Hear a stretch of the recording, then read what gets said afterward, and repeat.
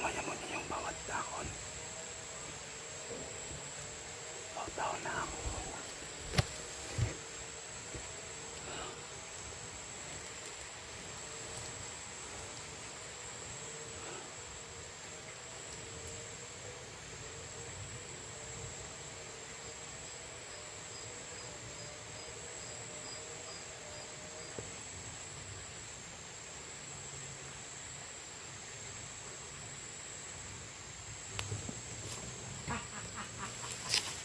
Tumatawa naman siya.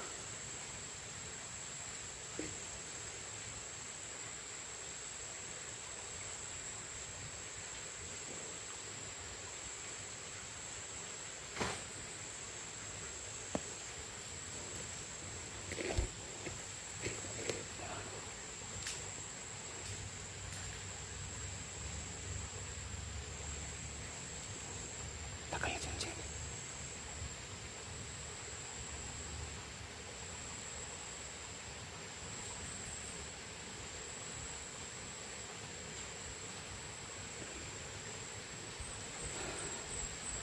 Ang ginagahan ako mga tol. Makabiglang dating si Junji ba? Magpangabot sila.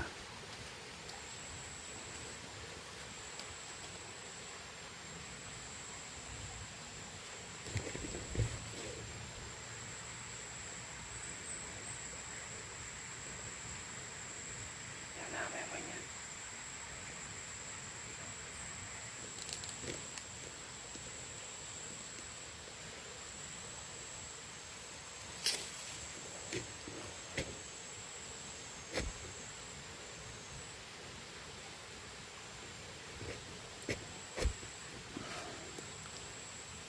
Takay ba tol?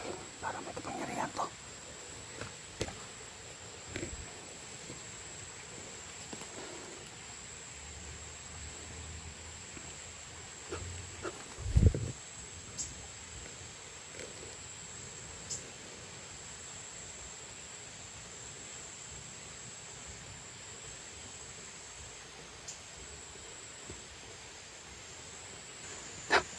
Yan mga tol. Di ko magpaniwala.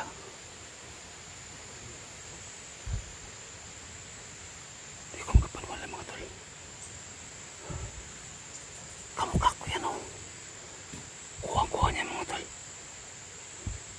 Hala. Di talaga basta-basta yung kapangyarihan ng taong to. Pero niya yan oh. Kaya pala tawa siyang tawa kanina. Dahil alam niya pala na may tao sa paligid niya. Grabe. Tao ito mga tol. Replika. Kapangyarihan ng replika.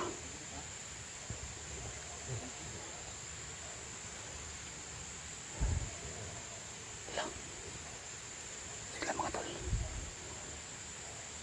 Papanoorin lang natin ito muna. Papanoorin natin ano talaga yung gagawin niya. Grabe, kuha-kuha niya yung katawan ko. Grabe. Tsaka yung suot mo tol. Kuha-kuha niya. Kaya pala tawa ng tawa. Nakuha niya pala yung ano, nare-replika niya. Yung kung sino man yung tao na malapit sa kanya. Kaya mga tol, papanoorin natin to.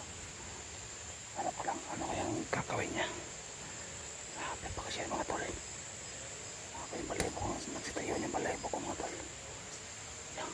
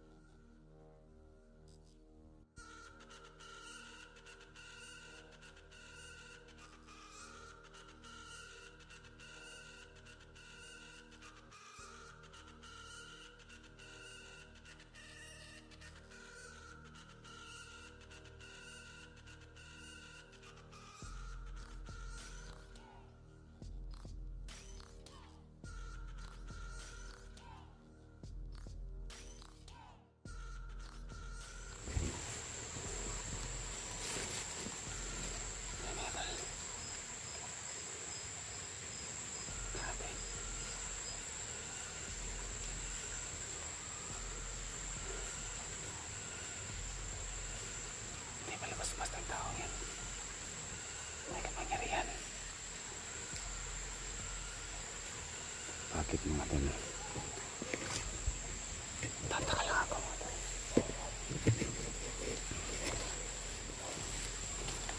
Dahil nireplika niya yung aking lahat, no? Lahat ng pagkatao ko nireplika niya. Pero bakit hindi niya ako ano? Siyempre alam na yan niya na may tao talaga sa paligid niya, diba? Pero bakit hindi man lang niya ako inabol or anong gagawin niya sa akin? Dahil diba na-reflect niya yung aking katawan.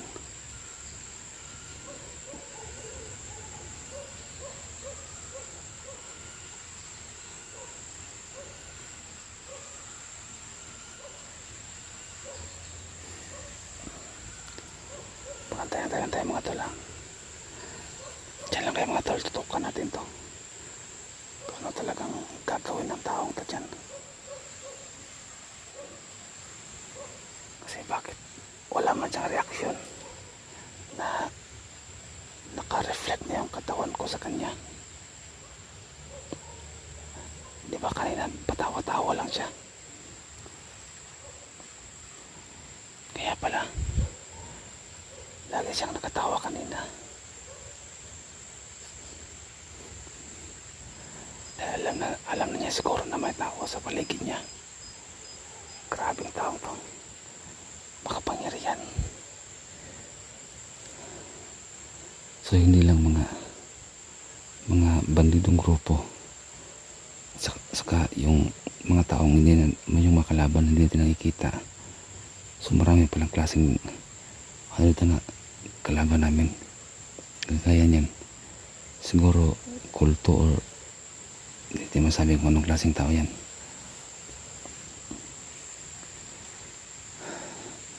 Antay-antay lang tayo mga tol kung ano talagang gagawin niya.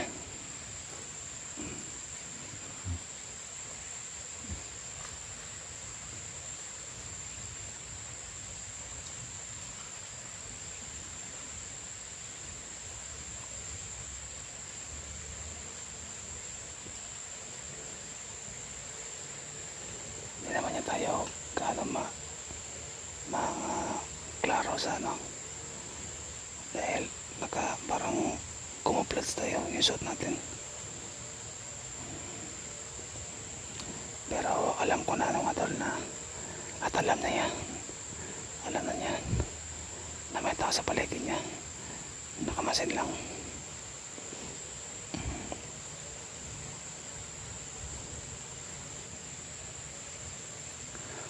Antayin natin mga tol. Saan Christian siya ngayon? Baka magkasalubong sila.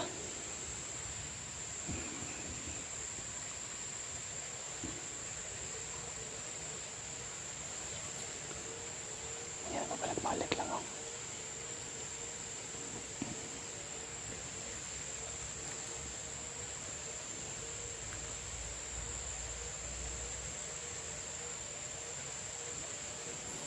Kanina pa yan dyan.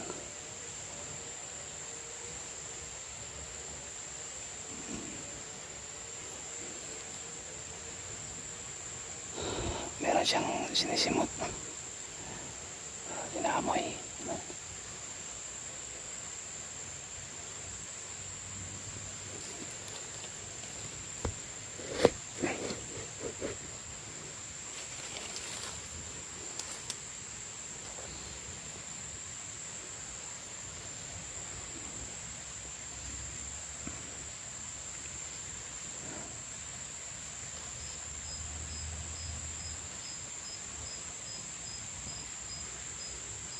Napoproblema ako mga tol kasi si John Jason kaya matawa.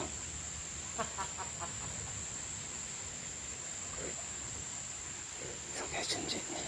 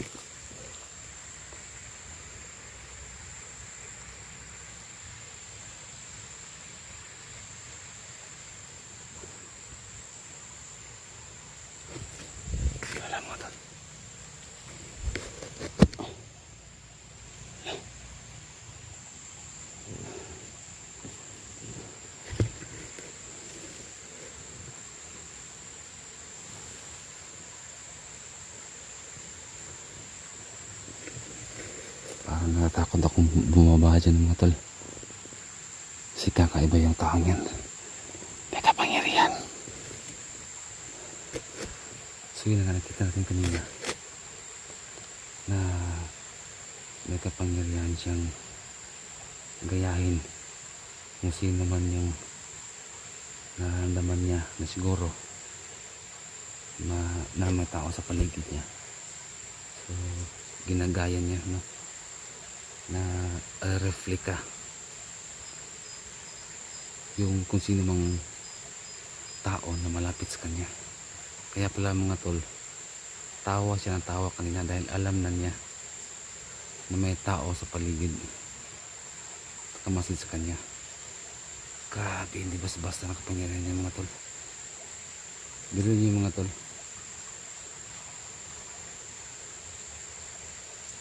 nare-reflect niya. Hirap gawin niya mga tol. Ano kayang pagsasana niya mga tol, no? O anong klaseng agimat ang dala-dala niya. Hirap yan. Grabe, hindi basta-basta mga andito. Napaka hiwaga ng lugar na to. Para sa akin guys, hiwaga dahil ako isang normal na tao. Nakita ko mismo na lang mata ko na, di ba, nakakuha niya yung buong katawan ko.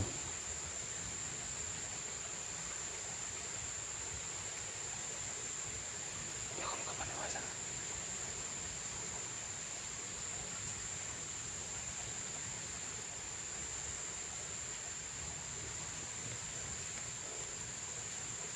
Wala nga siya, wala na. So hihintayin na natin yung motor si Chinchi. Ang pinag-aalala ko kayo na mga tol, makabiglang darating si Chinchi, tapos magkikita sila. So ano kayang binabalak ng taong yan? Ano kayang pinaplano niya?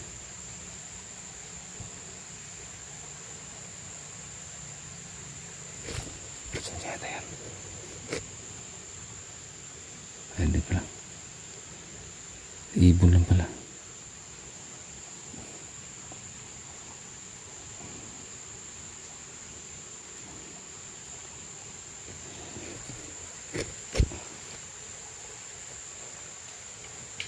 Tol, pag-share ng video nito mga tol. Pag-share. So yun mga tol, malapit natin makuha yung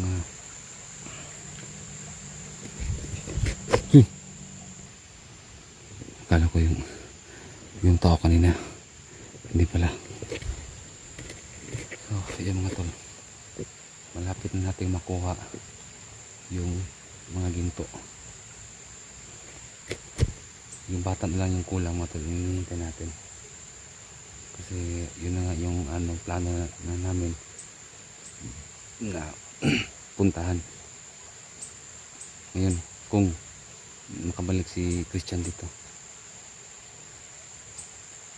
sana walang nangyari masama kay Christian mga tol.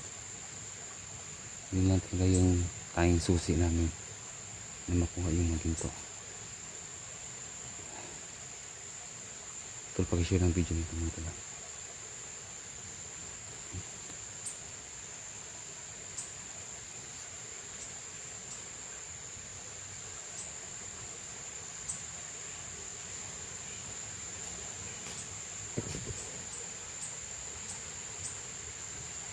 Mamaya tol, pag madilim na, hindi ako mag-stay dyan, dito ko sa taas. Dito ko sa taas. Akit ako dyan. Dito ko sa taas, mag-stay doon. Para hindi tayo mga daanan. Delikado kasi dito.